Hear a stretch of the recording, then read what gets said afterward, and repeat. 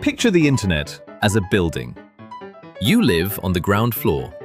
Bright lights, open doors, everyone can see you.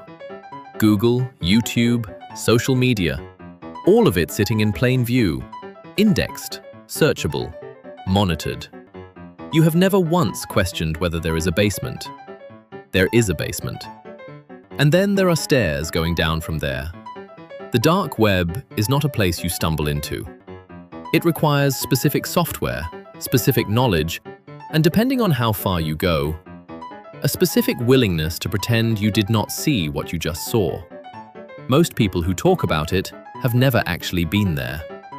Most people who have been there do not talk about it. Today, we are going all the way down, level by level. And I promise you, if you like breakdowns of how careers actually progress, like and subscribe so you don't miss the next one. the first few floors are going to feel disappointingly normal.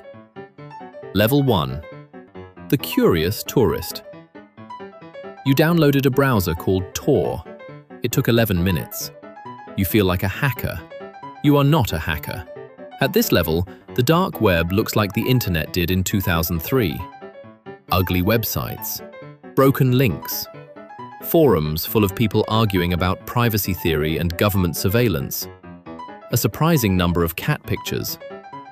Most of what exists here is genuinely boring. Whistleblower submission portals, censorship-resistant news sites, forums for people living under authoritarian governments who simply want to read the news without being arrested for it. Journalists use this level every single day. The Tor browser was, ironically, originally developed by the United States Navy. The technology built to protect intelligence operatives online became the same technology that allows someone in Belarus to safely read an uncensored newspaper. The dark web at level 1 is less cybercrime and more digital civil liberties infrastructure. But you start clicking, and the links get stranger. Level 2. The Marketplace browser. You have found the markets. They look disturbingly like Amazon. Product listings, customer reviews, seller ratings, dispute resolution systems. One vendor has a 4.8-star rating and a note that says, "Ships discreetly within 48 hours." The professionalism is genuinely unsettling. At this level, people are primarily buying and selling drugs. Not dramatically, not violently, more like online grocery shopping, but for substances that would get you arrested at a border crossing. The most reviewed categories are cannabis, MDMA, and prescription medications that require a doctor's note in every country except this one. Research from the Global Drug Survey consistently found that people who purchased substances through dark web markets reported receiving higher purity products with less violence involved than street-level transactions. Which is not an endorsement. It is just a deeply strange fact about how black markets respond to consumer feedback. The currency here is Bitcoin, mostly. Sometimes Monero, which is harder to trace. Vendors live and die by their reputation scores. One bad shipment, one disappeared package, and the reviews destroy you.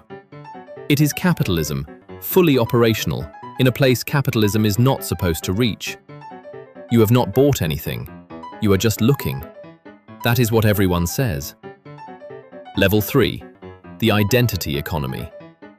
This level has a different feeling. Less storefront, more filing cabinet.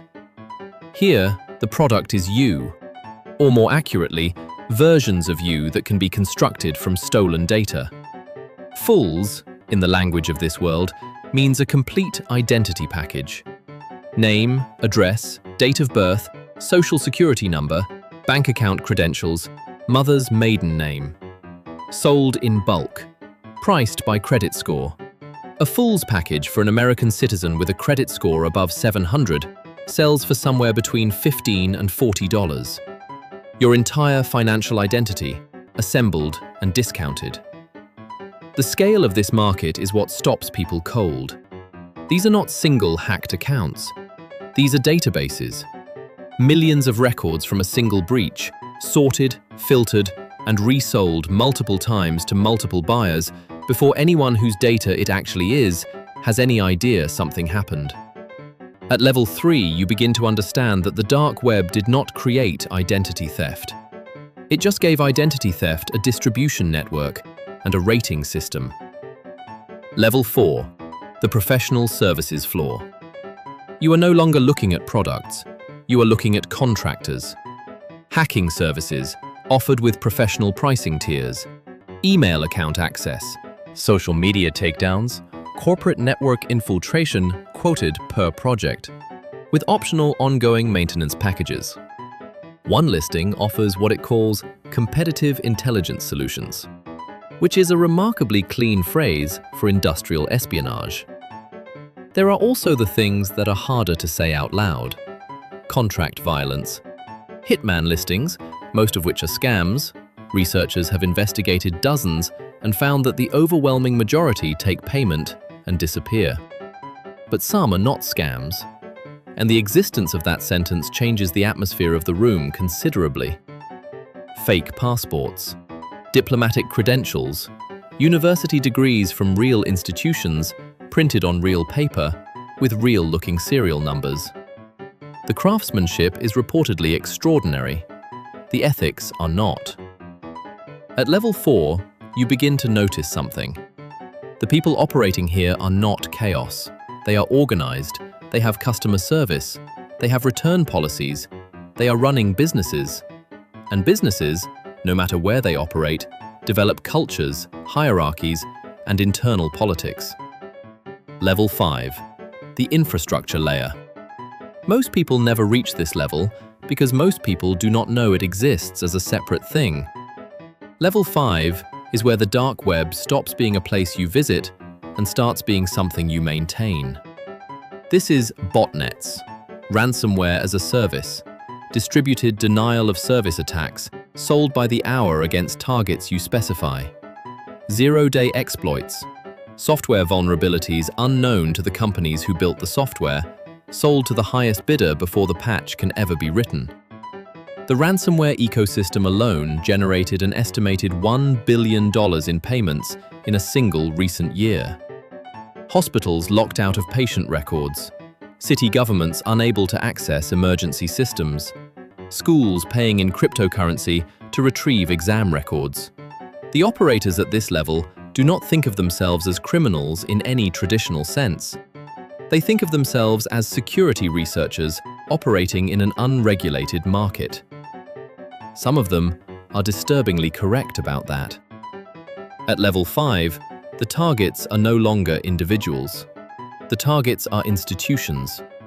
And the people running these operations have employees, salaries, paid time off, and documented internal HR disputes that have appeared in leaked chat logs.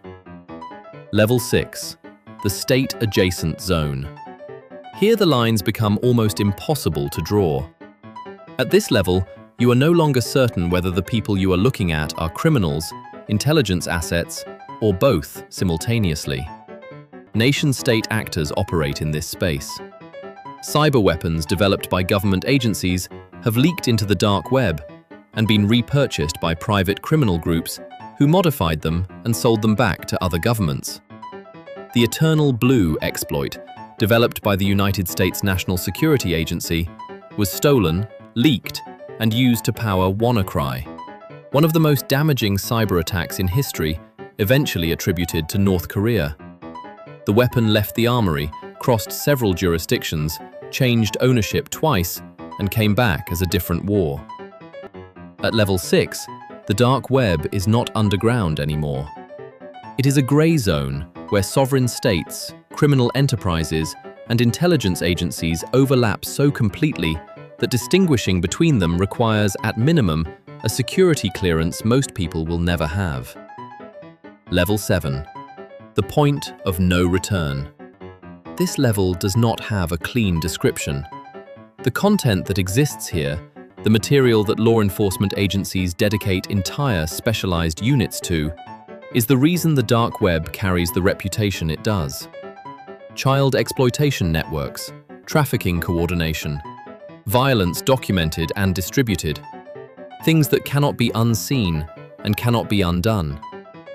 This is the flaw that the curious tourist from level 1 never imagined existed when they were marveling at how the browser routed their traffic through 3 different countries. This is what sits at the bottom of the building. Europol, the FBI, and international law enforcement coalitions have made significant arrests at this level. Servers seized across multiple continents, entire networks dismantled. But the architecture that makes the dark web useful for the journalist and the political dissident is the same architecture that makes it difficult to permanently shut this level down. The building does not care who is using the stairs. So here is where we surface, back into the light, back to the indexed, searchable, monitored ground floor, where your search history is being sold to an advertiser and your location is being logged by 3 different apps you forgot you installed. The dark web is not what most people imagine. It is not a single place with a single purpose. It is a spectrum, a building with many floors and many kinds of people on each one.